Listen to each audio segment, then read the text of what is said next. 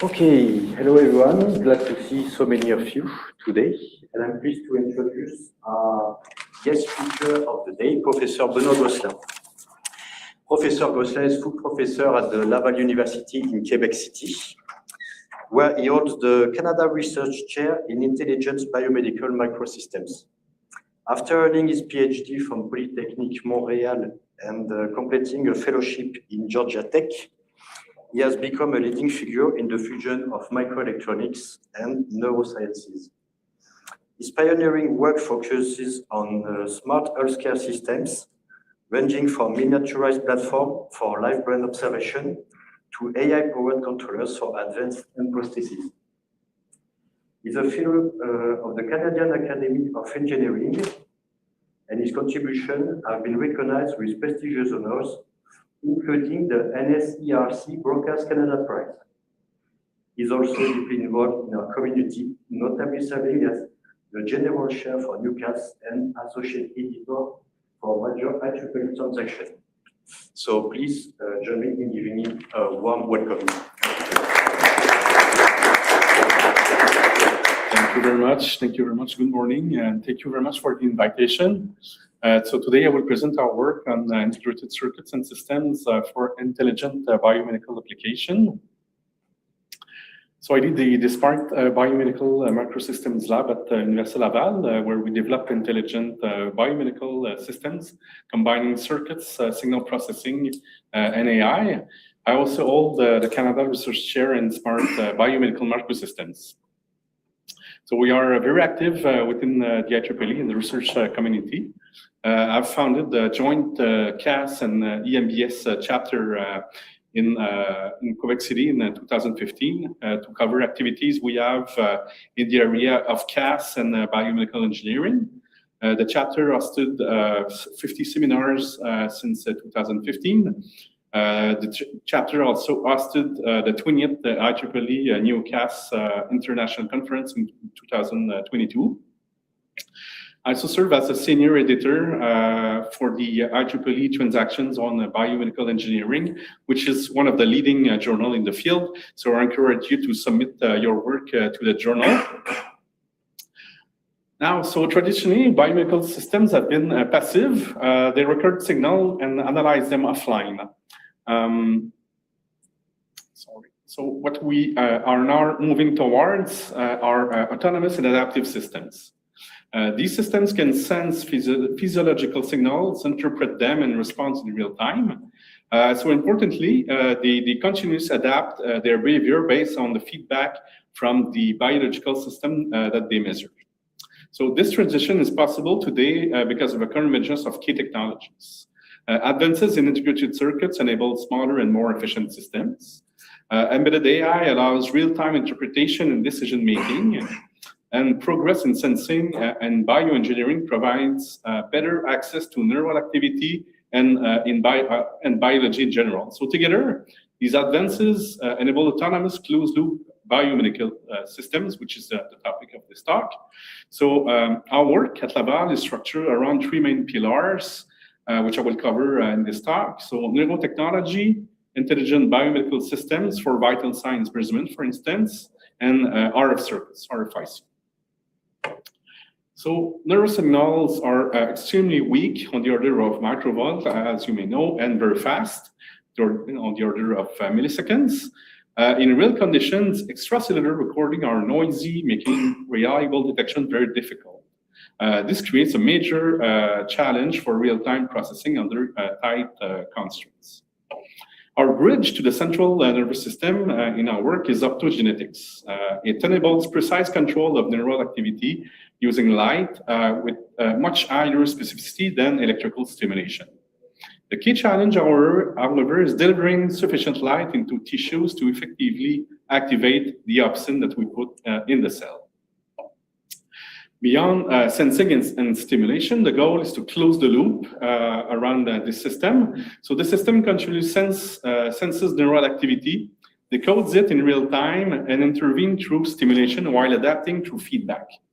The real challenge is not simply recording or stimulating, but also regulating the neural activity in real time. To address this challenge, we developed a wireless neural interface integrating sensing, processing, and communication within a single platform that I would describe. So this tight integration is essential for real-time closed-loop operation. So this custom end stage is built around a CMOS ASIC that performs spike detection and on the chip. So everything is done inside the chip. Neural activity is analyzed in real time and can trigger optical stimulation with a latency below 600 microseconds. So below the regular timing of the biology itself of the cells themselves. So this enables a fast and efficient closed loop interaction with the neural circuits. By embedding the tiny ML directly on chip, we can build systems that are smaller, lighter, and less invasive. The ASIC integrates low noise acquisition channel, real-time signal processing cores, and an embedded microcontroller for neural activity detection and control. This slide shows a little bit the FE and the circuits inside the ADC that we are using, sigma delta ADC, and the digitization of the signal. So at the signal level, the architecture converts the analog activity into a compressed digital representation suitable for real-time processing and wireless transmission.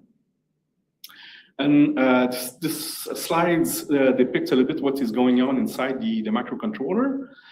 So we do it in real time inside the chip. So feature extraction and spike classifications are performed directly on the device. And this is enabling local decision making without continuous high bandwidth transmission. So we save a lot of energy basically in doing this. And we see the results of the processing and the analysis of the waveform at the bottom. So we kind of extract exactly the useful signal for the neurologist and for our closed loop system. So the system is continuously monitoring neural activity. When excessive spiking is detected, optical stimulation is triggered to regulate the neural circuits. I'm going to show a little bit how it's working. So in the neural technology as well, in neurotechnology, latency is critical. Decisions must be made within milliseconds to effectively interact with neural dynamics. So this is why tight integration between sensing, processing, and AI is essential. So the complete system here combines these components: sensing, decoding, and stimulation to activate the real-time closed-loop operation that is depicted here. And we see the extracted waveform that we have in this small user application. So we can see in real time the waveforms that are detected, sorted, and printed on the screen to follow a little bit what the system is doing. And so here, the end stage monitors the firing rates of the cells in real time, and then this triggers optical stimulation when activity exceeds the thresholds. So we can program it to assess the intensity of the neural activity and triggers or too low. So in closed-loop experiment, we use this system to suppress seizures in freely behaving epileptic mice. This is a demonstration that we made. The system reliably detects abnormal burst and response with optical inhibition. So this is the model that we made here, a kinetic acid model to validate the device and the concept. So we validated the system using a kinetic acid epilepsy model, which includes reproducible seizure activity. The system continuously monitors neural activity and triggers optical stimulation when abnormal bursts are detected. In the next slide, we compare baseline seizure, closed-loop suppression, and control condition here. So figure A on top shows a continuous seizure activity with large burst. In figure B, this is a closed-loop simulation figure. So closed-loop simulation significantly reduces. We see that it significantly reduces both the amplitude and the frequency of the burst in B. And in C, C shows a control experiment without obscene expression, where stimulation has no effect at all. So these results demonstrate real-time seizure suppression enabled by the low latency of the system. All right. Okay. Well, we also need this charger system. So because in known terms, the deep power delivery become a major challenge due to limited battery life and absence of wires. So we address this using a wireless charging system to enable continuous untethered operation.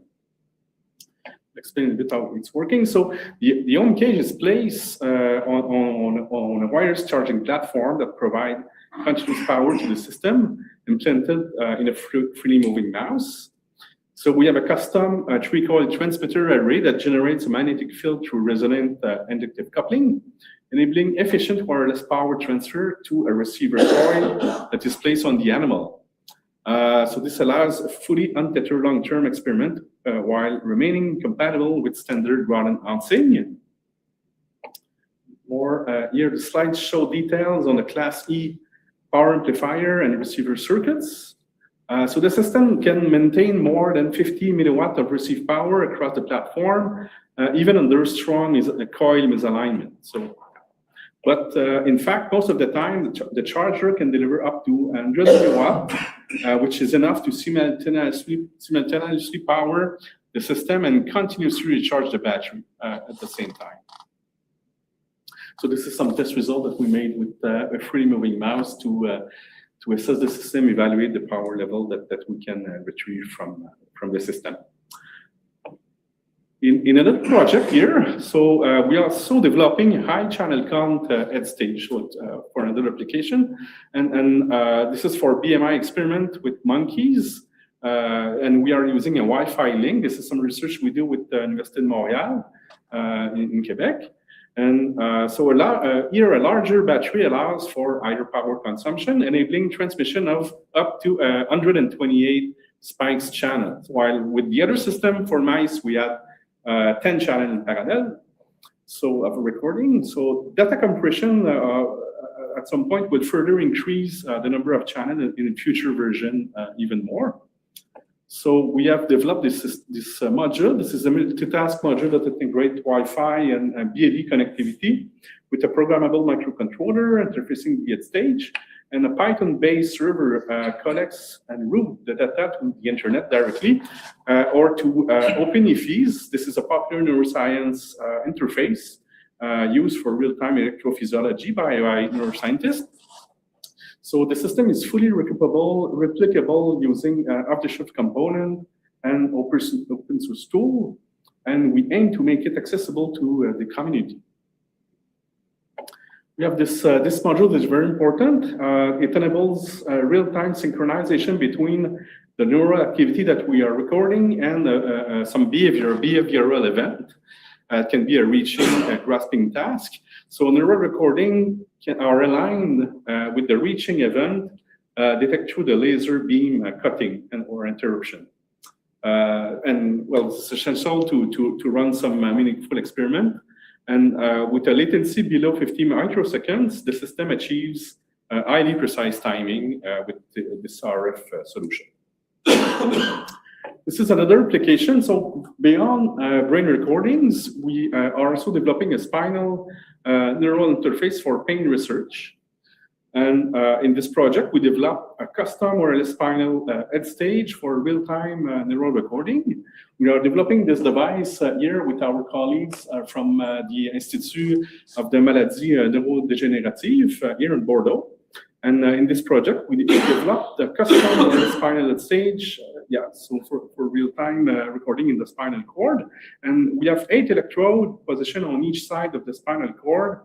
And the neural activity is recorded and transmitted through a Bluetooth low energy link during normal behavioral experiments. So the recording is only a part of the problem. Our long-term goal is to move towards targeted spinal intervention using optogenetics. While optogenetics is currently mostly used in rodent research, we aim to help bridge the gap toward large animal and eventually human application for chronic pain treatment. So to achieve this, we are developing an optical spinal implant for closed-loop pain modulation. So the optical stimulation provides high precision and selectivity, enabling targeted modulation of pain circuit. Combined with sensing and decoding, this opens door to intelligent and adaptive pain therapies. So the pain signal travel here, it explains a little bit the approach. So pain signals travel through multiple neural pathways and sensory fibers. And optogenetics allows us to selectively target the circuits involved in pain processing. In our closed-loop approach, the system detects pain-related neural activity in real time and suppresses it through a targeted optical stimulation that is delivered in closed-loop.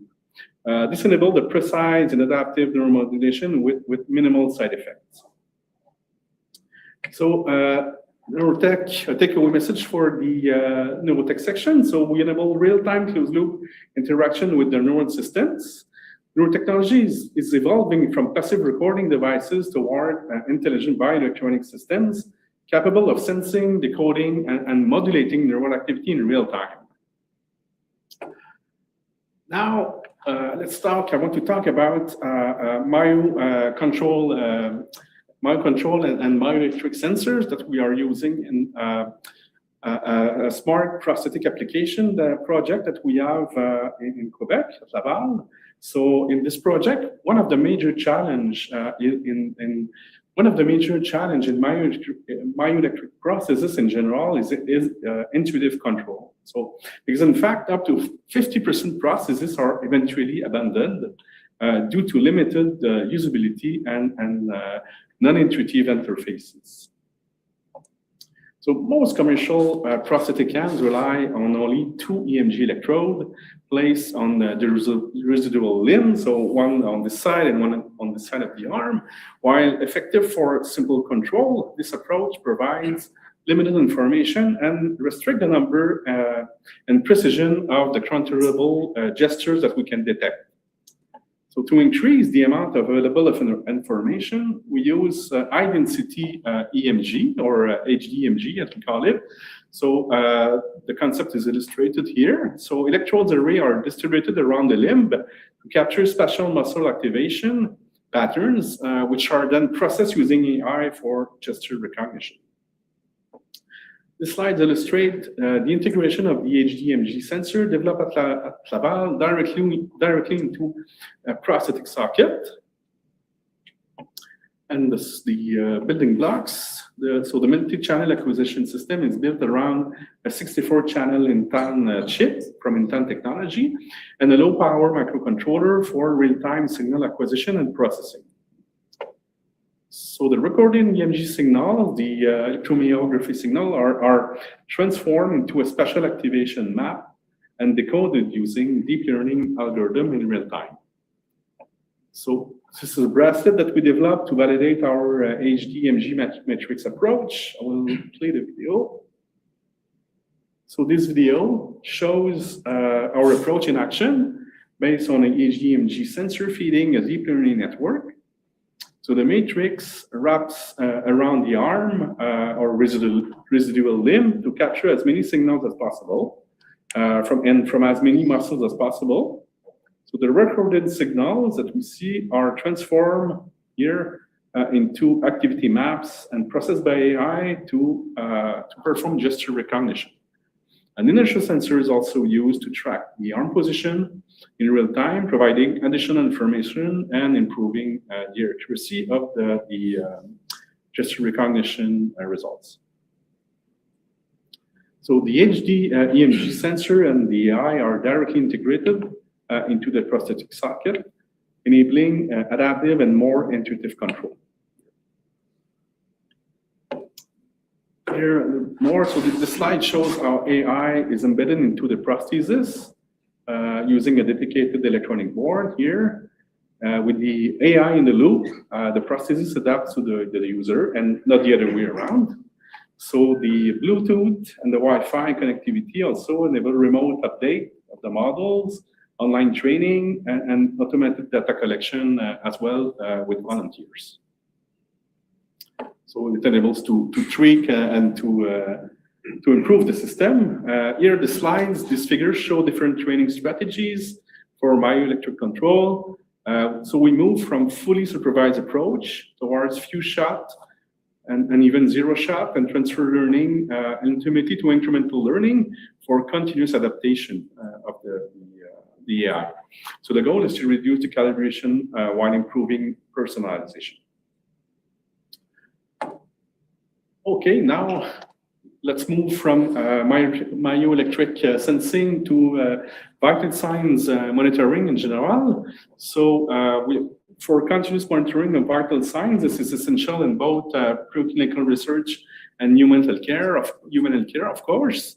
Beyond simple monitoring, the goal is to combine multiple physiological signals to extract richer information and enable early detection of health problems. Ultimately, intelligent monitoring systems could provide rapid feedback intervention before critical event occur. So most wearable ECG systems remain limited in terms of sensing capability these days. Existing devices typically rely only on a few leads, which restricts diagnostic precision. So our objective is therefore to develop an ultra-low power 11-lead wearable ECG system, providing a more comprehensive view of cardiac activity.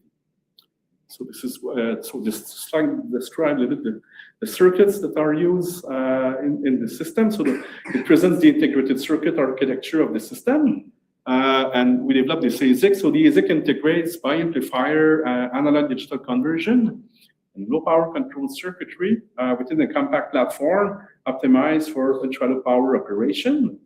And most signal acquisition and management are performed directly on chip, minimizing microcontroller activity and significantly reducing power consumption. See more on the system here. So the slide illustrates the cardio leads. So this is the name we gave to the system, cardio leads system and electrode placement. So the configuration closely resembles a clinical 12-lead ECG setup, enabling a much more complete view of cardiac activity than conventional wearable system, where there's a limited amount of electrodes. The electronics were miniaturized by integrating the ASIC directly onto the flexible platform here. And we show a representation of the 11-lead recordings acquired by using the system.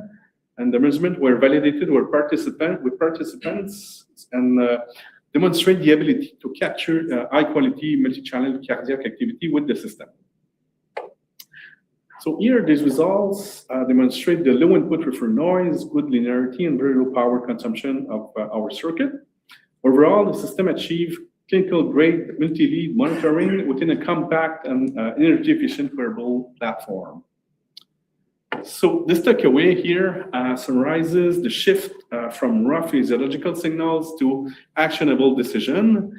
Signals such as EMG, for instance, ECG, PPG, respiration, and temperature are first processed locally on chip to reduce noise and extract meaningful event. And compact features are then extracted and interpreted by AI to identify the physiological states or a movement from the user, for instance. And the key idea, is that we don't just measure biosignals, we interpret them in real time, and we use them to support timely decision or intervention. So another section here on the RFIC design that we do in the lab. So RF circuits are a critical enabler in this research for real-time closed-loop applications. However, they operate under strong constraints involving power, noise, latency, and data rate. So these challenges become even more difficult in biomedical environments due to tissue losses, antenna constraint, and limited energy budget. So high channel count neural systems, for instance, can generate massive amounts of data, making wireless transmission a major bottleneck in the application. So to address these challenges, we use impulse radio UWB communication, which enables high bandwidth and low power transmission compatible with a closed loop operation.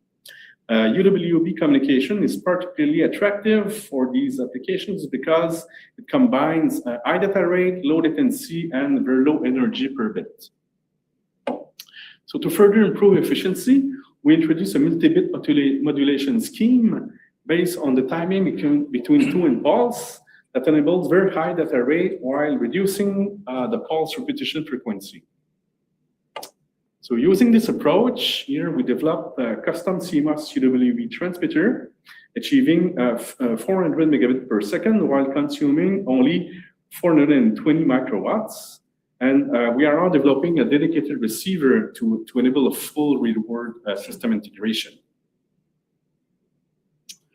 So this slide illustrates the concept. So multiple bits are encoded within the timings between two pulses, significantly improving the transmission efficiency. So we have a RAM generator here, and it can generate 32 different RAM that we generate different timings that we can detect and classify to detect the correct binary word that is sent. So here the slide presents the circuit level implementation of the transmitter building blocks. We have the RAM, the generator with the capacitor bank, simple impulse generator, the oscillator, and the antenna driver that we implemented in the system. And also, so here are some results. And the transmitter achieves, like I said, the 400 megabits per second, and it corresponds to an energy efficiency or figure of merit of 1 picojoule per bit. And compared to the state-of-the-art solution, this proposed architecture achieves an improved figure of merit if you compare them with the other results. So we have other devices other circuits that we design in the group. So this work was recently published by a PhD student in the group. So it presents a current mode switch transconductor mixer designed to address flicker noise and IM2 distortion. And the key idea is to swap the transconductance stage at each local oscillation cycle, creating a symmetric operation that effectively converts up the low frequency noise. And this allows to significantly reduce the flicker noise corner without using inductor, while also improving noise and linearity performance. And as a result, we achieve low noise figure, low power consumption, and competitive gain in a compact design. So we have some results. So this slide presents the key performance results of the design. And so we achieve low noise figure across a wide bandwidth with a very low frequent flicker noise corner frequency. So the mixer also demonstrates competitive gain and strong linearity while maintaining low power consumption in compact area. So overall, the design outperforms most state-of-the-art solution at this point. Some takeaway message for the RF section. So efficient RF architecture are essential to enable scalable real-time biomedical systems. And our work focuses on optimizing energy efficiency, bandwidth, and noise performance under strict system constraints. Also, so across all our research axes, we have embedded intelligence. So embedded intelligence plays a central role. So by processing data directly on the device, we can reduce communication requirements, improve energy efficiency, and enable more autonomous systems.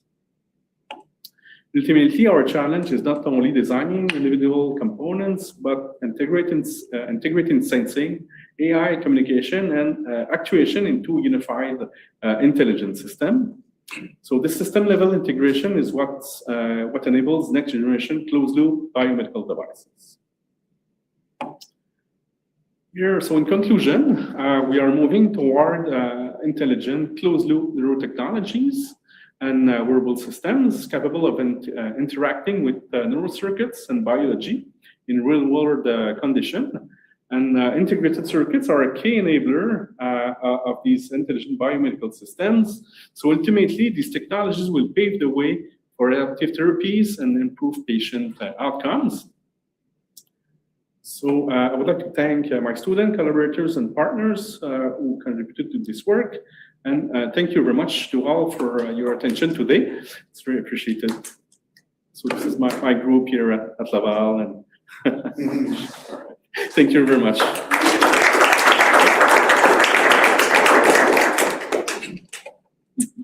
Thank you very much, Professor. Is there any question for the Professor?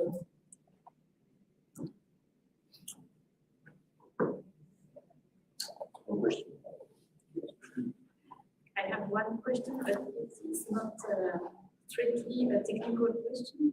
It's about the chance that opportunities can be transposable to humans. I'm not at the state of the art of this question of what is the state of the art of the regulation rules of using opportunities in humans due to the fact that we have to manipulate the gene.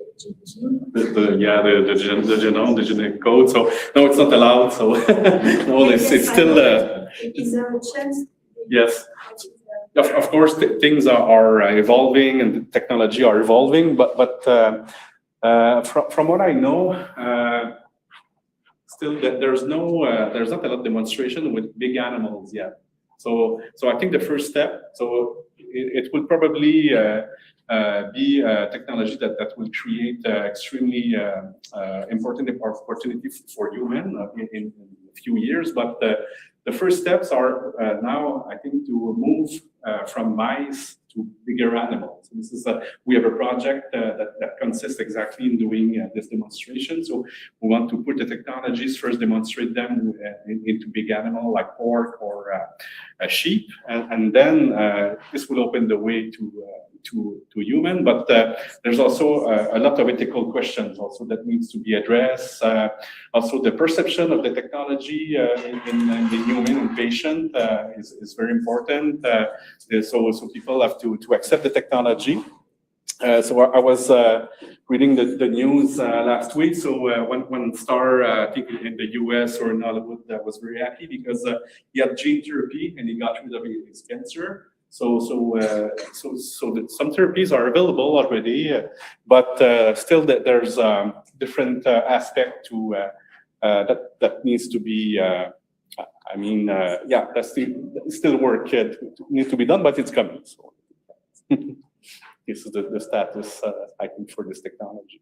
But the potential is huge because the optogenesis is very selective. So compared to some electrical stimulation, we know, so we can target specific neurons, specific circuits. So there's a huge potential. So people are using it a lot in neuroscience, as you know.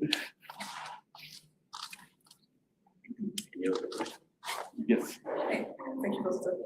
I have some questions about the AI model that you are using, because you are talking about something. Is it traditional AI that you're using, or are you tackling also normal solutions? Yeah. So basically, so we are now moving from, of course, big models to tiny ML as much as possible. So we are looking at different scenario distillation. So going from a bigger model to a smaller device, FPGA. So we have work now on using Coral platform, for instance, an embedded device, and then moving towards smaller systems like FPGA, more efficient, more quick. So we are developing the model that we are using based on the literature and what is existing, of course.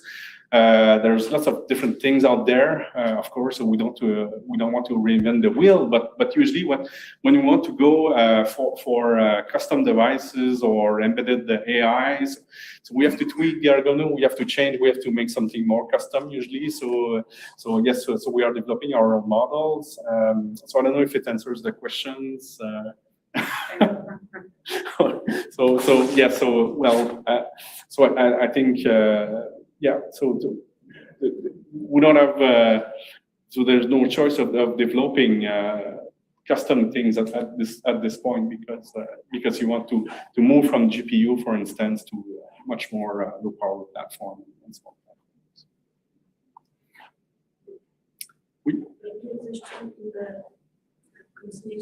Yes. And how do you manage the trade-off between IA and power consumption? Yes. Yeah. So, well, this is the critical question. So, of course, there's a price to pay. So basically, going from a lower power platform must come with create some original way to to maintain performance, but usually, of course, performance can degrade. So, well, with the different platform, going from instance from a GPU model and porting it to an FPGA platform, it can still be very efficient, but this is the time to go from a model, very flexible model, to some FPGA platform that is kind of like in the process of being developed. So there's a lot of uncertainties, and so the development time basically is more is of course much more longer. But yeah, so there's some compromise or trade-off, of course, that needs to be done. So yeah, so we try to have the most efficiency for the lowest power, but at some point, for instance, with our Spartan project, so of course the model is doing great on the GPU. So then we have a Coral version, so we lose a little bit of precision, and then we go to the FPGA platform. So still.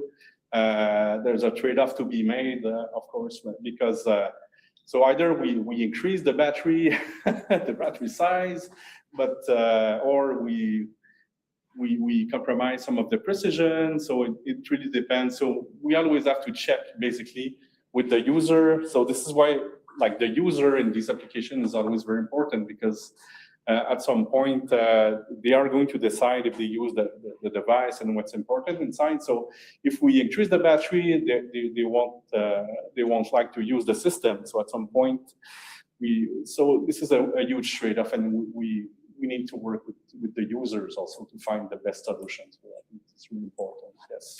Also to make a bridge with the research of the team of Yes. I think you're planning to talk with Timothy Levi or something. Yes, exactly. Yes, Timothy. Yes, of course. Well, this is a topic I think that would be interesting too. Yeah, because in our lab, we have our specialization is more like in designing the ACs, the front end, and now AI. We have a couple of people working also on different AI model, but we are very interested in using different, like the new very efficient architectures, like the neuromorphic system, for instance. So we are really looking forward to meet people who are in the have knowledge and expertise in this area to help to make collaborations because we are looking for efficient models and implementation. Yeah.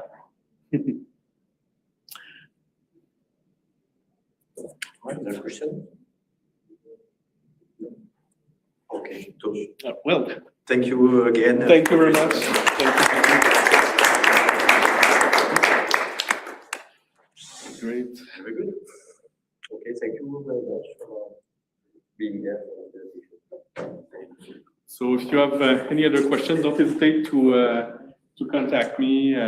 Check our website also for the project, and I'll be around. So if you to chat, and thank you again. Thank you. Right. So you guys are all with the bionic lights. Yeah. Whereas the team nearby that was doing synergies, specular networks, advanced AI application, and that's really cross with this biology. Parce que